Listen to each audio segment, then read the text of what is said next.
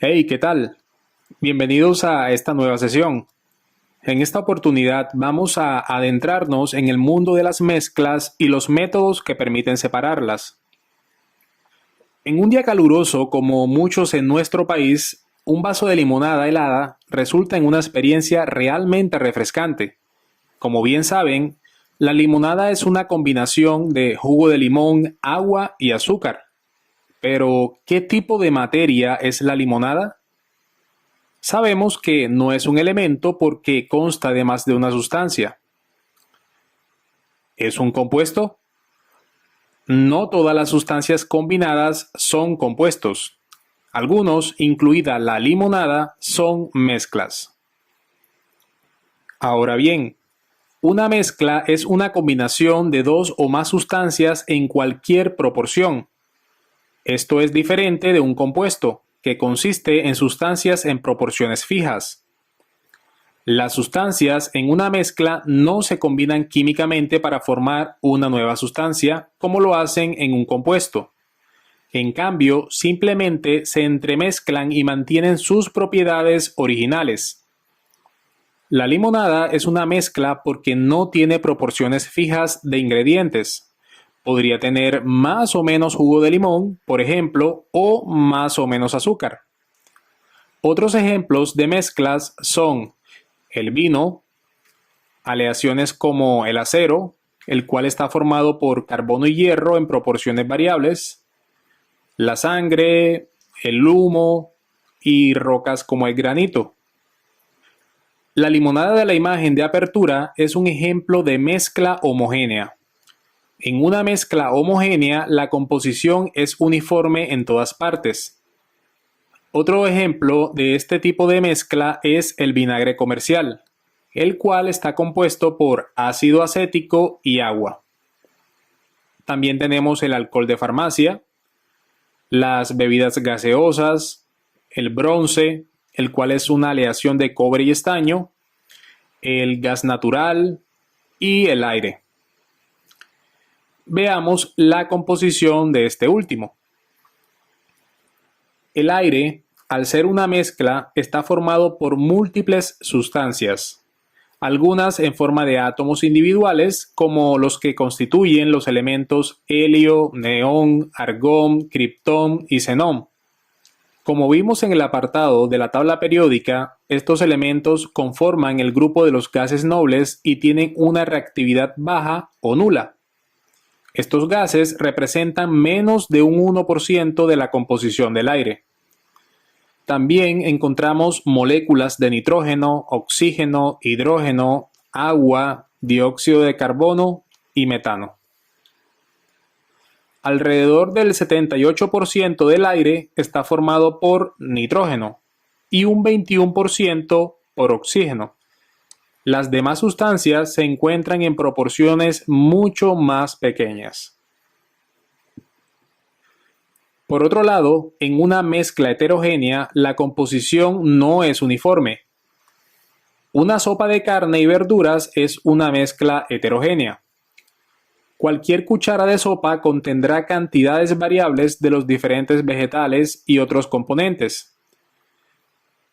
Cuando se combinan el aceite y el agua, no se mezclan de manera uniforme, sino que forman dos capas separadas. Cada una de las capas se llama fase. Una malteada de chocolate también presenta varias fases. Las galletas de chispas de chocolate presentan una distribución heterogénea de sus componentes, al igual que ocurre en una pizza. Una muestra de suelo es una mezcla heterogénea, puesto que en algunas partes podemos encontrar rocas, arcilla, arena y en otras restos vegetales y animales. En este punto estamos en condición de responder la siguiente pregunta. La materia puede clasificarse analizando su composición como se muestra en el diagrama. El acero es un material que contiene los elementos hierro y carbono. Dos muestras distintas de acero tienen diferentes cantidades de estos elementos, pero ambas muestras tienen composición uniforme. Usando el diagrama anterior, ¿cómo clasificaría al acero?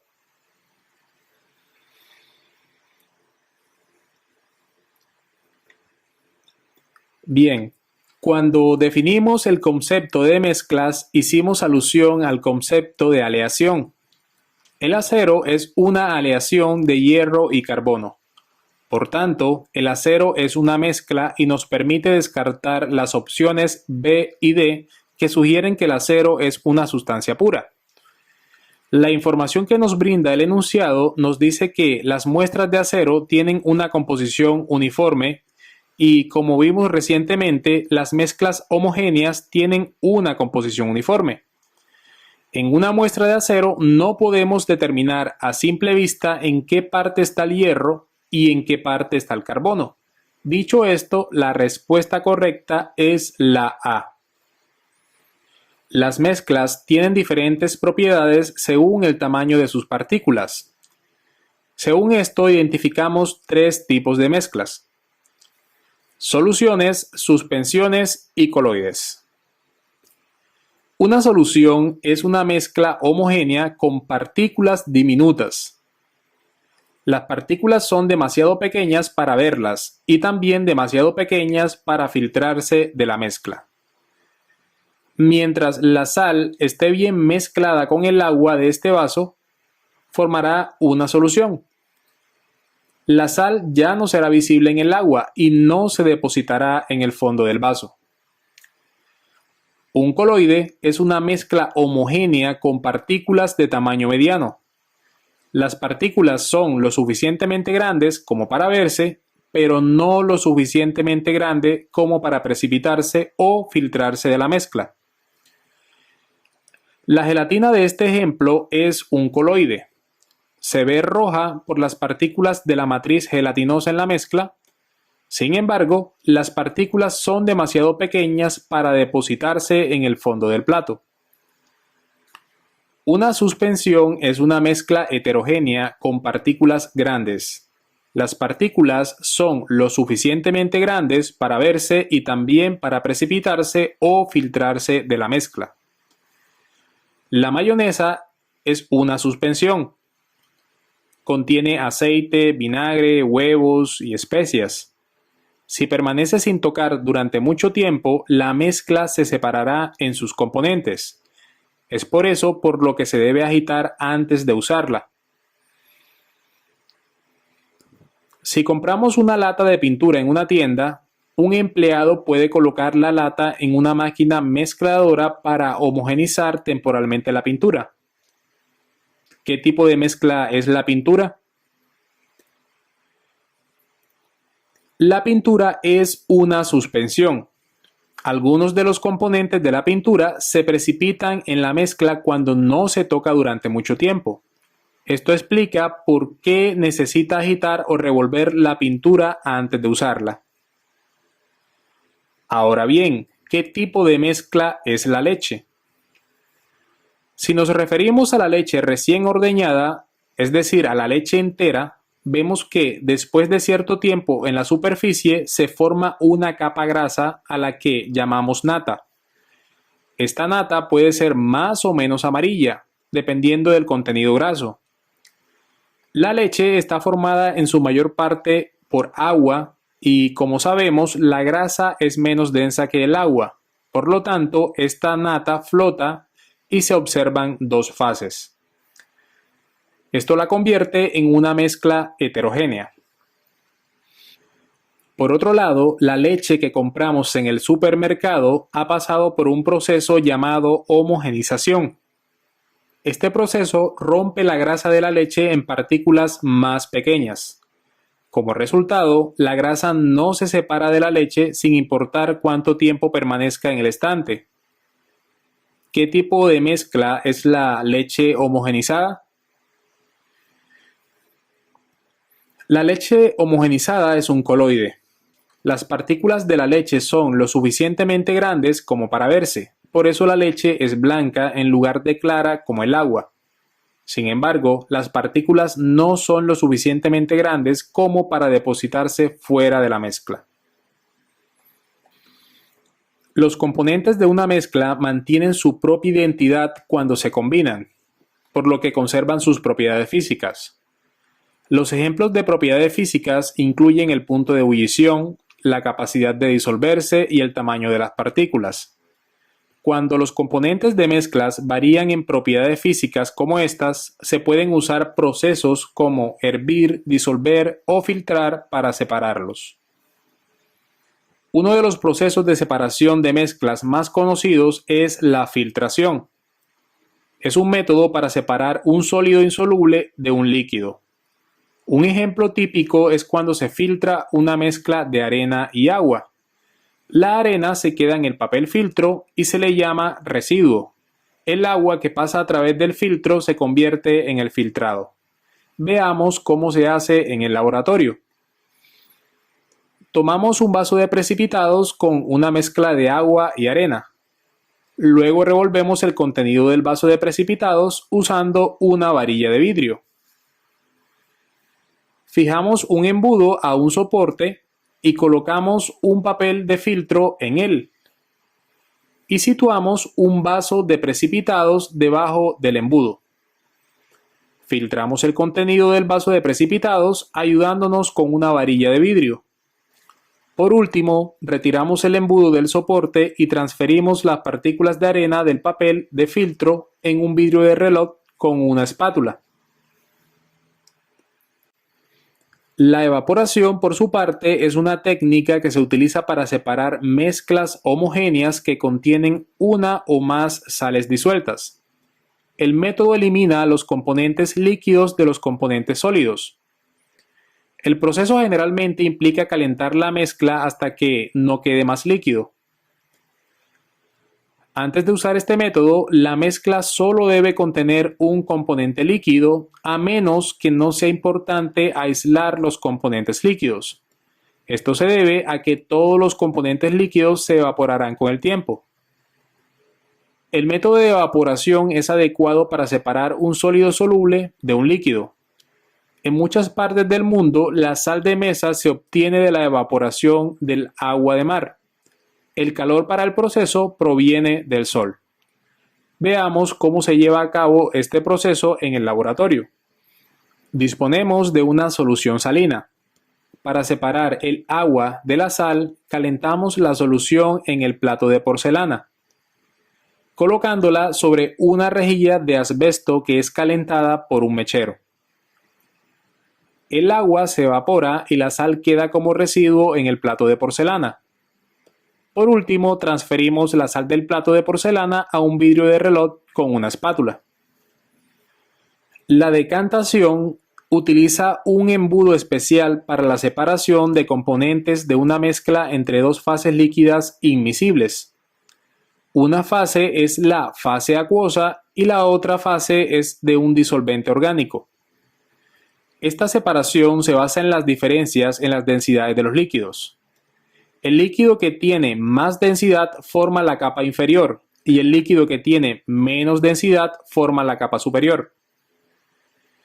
Para realizar esta técnica necesitamos un embudo de decantación, un soporte con pinza, una mezcla heterogénea líquida como agua y aceite, embudo de filtración y vasos de precipitados.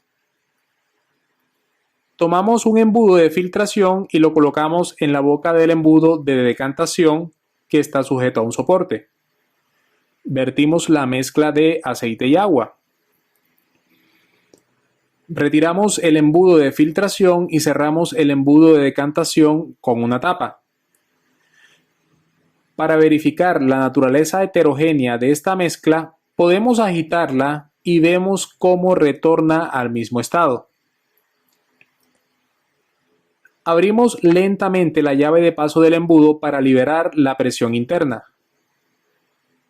Dejamos que los dos líquidos se separen por completo. Ahora tomamos un vaso de precipitados y lo colocamos debajo del embudo. Abrimos la llave de paso del embudo de decantación y vertimos con cuidado la capa inferior de agua en el vaso de precipitados. Luego cerramos la llave de paso cuando el aceite llegue a esta. Ahora tomamos otro vaso y lo situamos debajo del embudo de decantación. Abrimos nuevamente la llave de paso y ahora recogemos el aceite. Los líquidos immiscibles se separan en capas dependiendo de sus densidades. A veces las partículas sólidas en un líquido son muy pequeñas y pueden pasar a través de un papel de filtro. Para tales partículas, la técnica de filtración no se puede utilizar para la separación. Estas mezclas se separan por centrifugación. La centrifugación es el proceso de separación de materiales insolubles de un líquido donde la filtración normal no funciona bien. La centrifugación se basa en el tamaño, la forma y la densidad de las partículas, la viscosidad del medio y la velocidad de rotación. El principio es que las partículas más densas se empujan hacia el fondo y las partículas más ligeras permanecen en la parte superior cuando se hacen girar rápidamente. El aparato utilizado para la centrifugación se llama centrífuga. La centrífuga consta de un soporte de un tubo de centrífuga llamado rotor. El rotor contiene tubos centrífugos equilibrados de cantidades iguales de la mezcla sólido-líquido. En el rotor, los tubos de centrífuga giran horizontalmente y, debido a la fuerza centrífuga, las partículas insolubles más densas se separan del líquido. Cuando la rotación se detiene, las partículas sólidas terminan en la parte inferior del tubo de centrífuga con líquido en la parte superior.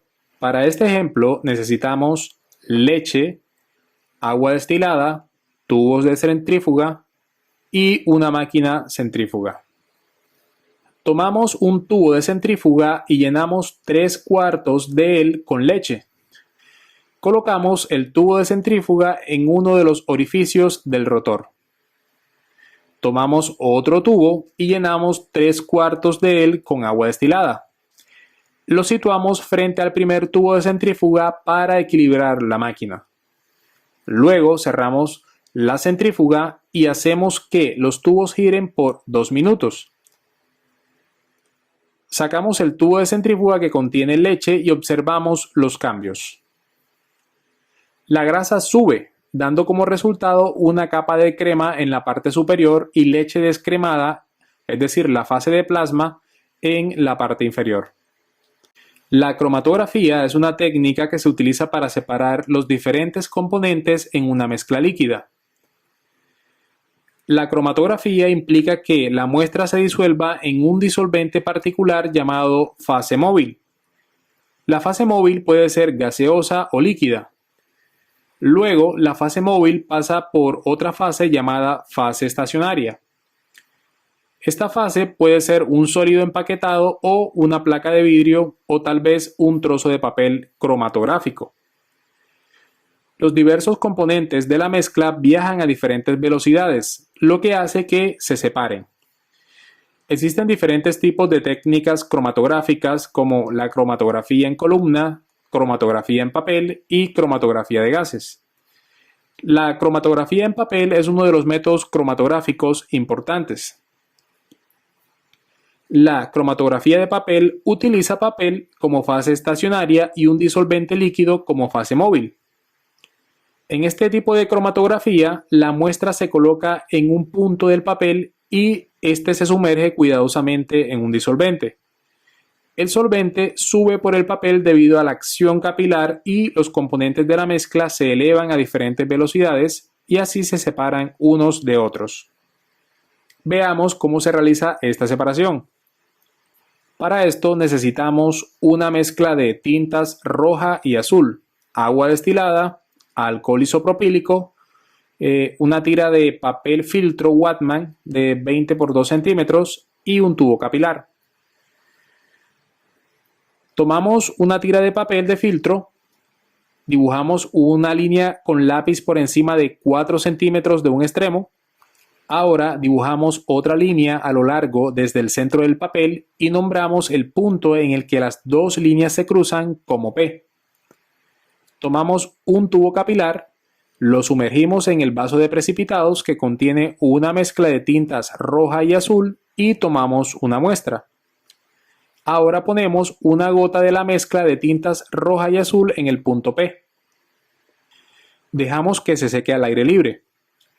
Volvemos a tomar la mezcla de tintas roja y azul utilizando el tubo capilar. Ponemos una gota en el mismo lugar y dejamos secar para que la mancha quede fija. Luego tomamos 5 mililitros de agua destilada en una probeta y la vertimos en una cámara cromatográfica. Luego tomamos 5 mililitros de alcohol isopropílico en una probeta y lo vertimos en la cámara cromatográfica que contiene agua destilada. Mezclamos el contenido de la cámara cromatográfica con una varilla de vidrio. Esta mezcla se utiliza como disolvente. Ahora tomamos el papel de filtro y lo dejamos suspendido verticalmente en la cámara cromatográfica que contiene el solvente, de tal manera que la línea del lápiz permanezca aproximadamente 2 centímetros por encima del nivel del solvente. Cerramos la cámara y mantenemos en reposo durante algún tiempo. Observamos el aumento de disolvente junto con la mezcla de tintas roja y azul. Cuando el solvente haya subido unos 15 centímetros, notaremos dos manchas diferentes de color azul y rojo en el papel filtro. Sacamos el papel filtro de la cámara y marcamos con un lápiz la distancia que ha levantado el disolvente en el papel. A esto se le llama frente de solvente. Secamos el papel y ponemos marcas de lápiz en el centro de las manchas azules y rojas. Luego medimos la distancia del frente del solvente a la línea original. También lo hacemos con la distancia de los puntos a esta línea. El valor de RF es la distancia relativa recorrida por un compuesto en particular con respecto a la fase móvil. Calculamos los valores de RF de las tintas roja y azul usando la siguiente fórmula.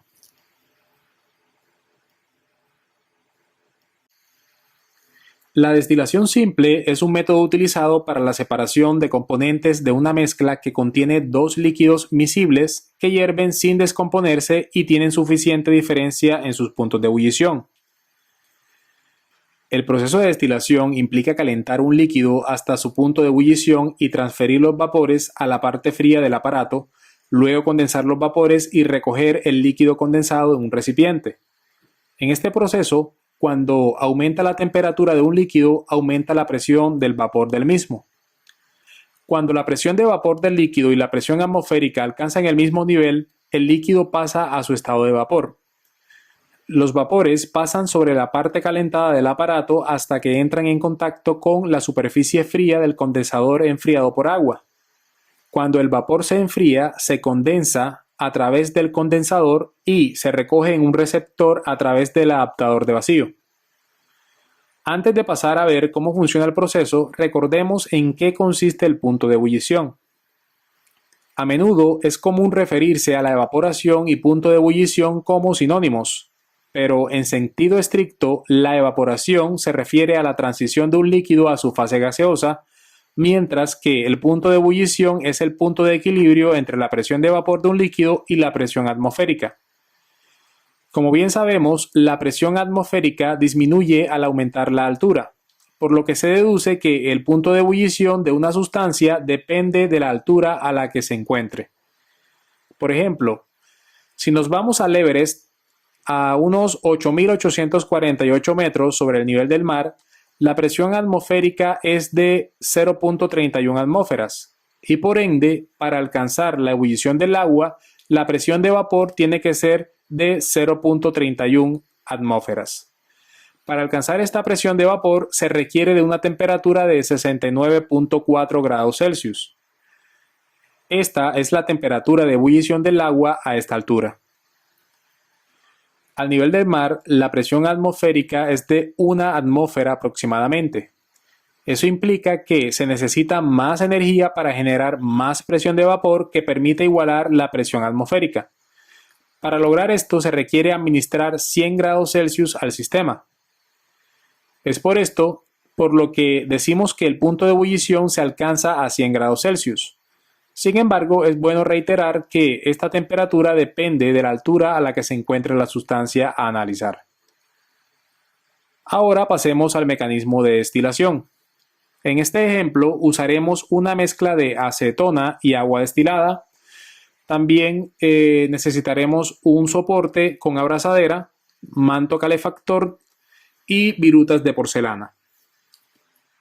Primero tomamos la mezcla de acetona y agua destilada y la depositamos en un matraz de destilación de 250 mililitros.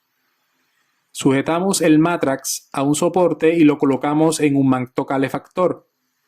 Este equipo es más útil que la llama de un mechero, puesto que permite controlar de forma más eficiente la temperatura. Tomamos unas virutas de porcelana con una espátula y las depositamos en el fondo del matraz para evitar que el líquido salpique al hervir. Conectamos un cabezal de destilación al matrax y un adaptador de termómetro a este último. Luego insertamos el termómetro a través del adaptador. Ahora conectamos un condensador de agua a la salida del cabezal de destilación. Posteriormente instalamos un adaptador de vacío al condensador de agua. Conectamos un matraz receptor al adaptador de vacío. Y tomamos un baño de hielo y colocamos el matrax sobre este. Para refrigerar el sistema, conectamos un tubo de goma entre el grifo y la entrada del condensador. Adaptamos otro tubo de goma a la salida del condensador para verter el agua caliente del condensador al fregadero. Abrimos el grifo para que el agua fluya por el tubo y llene el condensador y luego salga por el otro tubo. Ajustamos la temperatura del manto calefactor a 56 grados Celsius y calentamos la mezcla hasta hervir. A 56 grados Celsius la acetona se vaporiza y estos vapores pasan a través del condensador y se produce la condensación. La acetona se recoge en el matrax receptor en forma líquida. Se deja agua en el matrax de destilación. La destilación siempre se utiliza para la separación de una mezcla que contiene dos líquidos miscibles que hierven sin descomposición y tienen suficiente diferencia en sus puntos de ebullición. La acetona hierve a 56 grados Celsius y el agua a 100 grados Celsius. La destilación fraccionada, por su parte, es un poco más compleja que la destilación simple. Para ver cómo funciona, vamos a necesitar de una mezcla de metanol y etanol. También vamos a requerir de un soporte con abrazadera, una columna de fraccionamiento, un manto calefactor y virutas de porcelana. Inicialmente tomamos la mezcla a separar y la vertimos en un matrax de destilación. Repetimos los mismos pasos que en la destilación simple. La única diferencia es el tubo que se utiliza para la separación. Es especial para separar sustancias con puntos de ebullición muy similares. Ajustamos la temperatura del manto calefactor a 65 grados Celsius y calentamos la mezcla hasta que hierva. A 65 grados Celsius el metanol se vaporiza y los vapores primero suben a través de la columna de fraccionamiento y pasan por el condensador.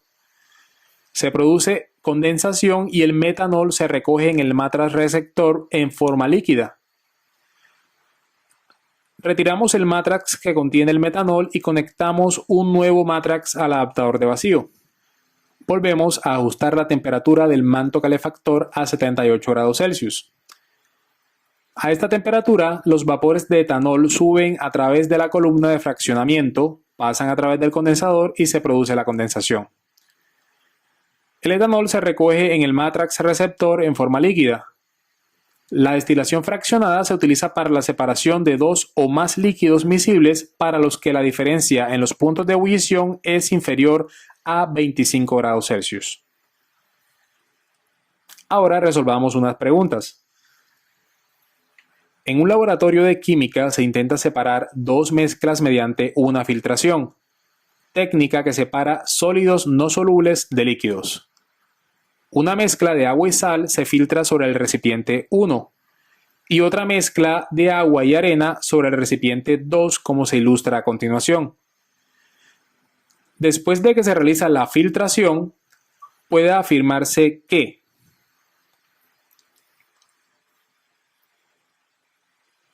La información nos dice que la filtración se utiliza para separar sólidos no solubles de un líquido. En este caso, la arena del agua.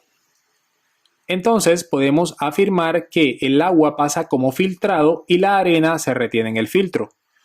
Por tanto, el recipiente 2 solo contiene agua, es decir, una sustancia pura. Por otro lado, la sal, al ser soluble en agua, pasa a través del filtro. Entonces, en el recipiente 1 hallaremos una mezcla de agua y sal. La opción que refleja esta realidad es la B. Siguiente pregunta. En el proceso de destilación del alcohol se utiliza la destilación fraccionada, pues es más eficiente que la destilación sencilla, dado que al realizar este proceso es posible encontrar trazas de metanol, que es tóxico en nuestro organismo. Para realizar este proceso, el equipo más adecuado es: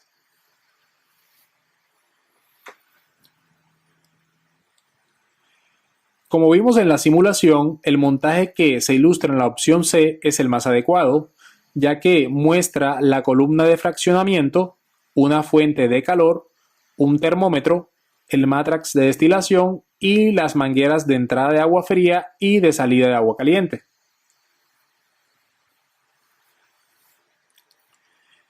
Las siguientes figuras ilustran diferentes métodos de separación. Juan tiene una mezcla homogénea de sal y agua. El método más apropiado para obtener por separado el agua es la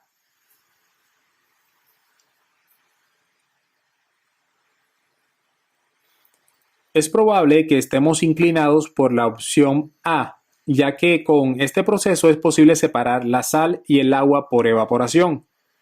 Sin embargo, hay una frase clave en el enunciado y es obtener por separado el agua. Si evaporamos el agua, esta se pierde y no la obtenemos. Pero si usamos el montaje de la destilación, entonces podemos evaporar el agua y condensarla para luego obtenerla por separado. Dicho esto, podemos decir que la destilación es el método más apropiado para dicho fin. En consecuencia, la respuesta correcta es la B. El siguiente cuadro muestra los puntos de ebullición de algunos derivados del petróleo. De acuerdo con la información del cuadro, es válido afirmar que en el proceso de destilación, el orden en que se separan estos derivados del petróleo es: